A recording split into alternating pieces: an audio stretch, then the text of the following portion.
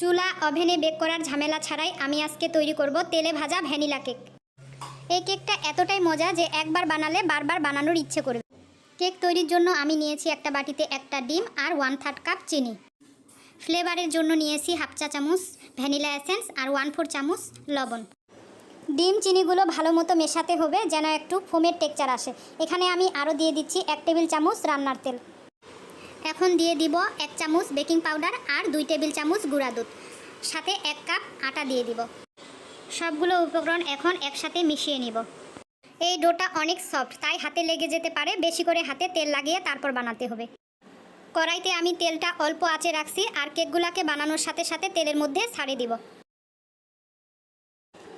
দেখতে পাচ্ছেন কেকের নিচের অংশগুলো কত সুন্দর কালার আসছে। এখানে অবশ্যই খেয়াল রাখতে হবে চুলার তাপমাত্রা যেন কম থাকে, না হলে কেকগুলো পুড়ে যেতে পারে। ভাজা হয়ে গেছে, এখন আমি কেকগুলোকে তুলে নিব।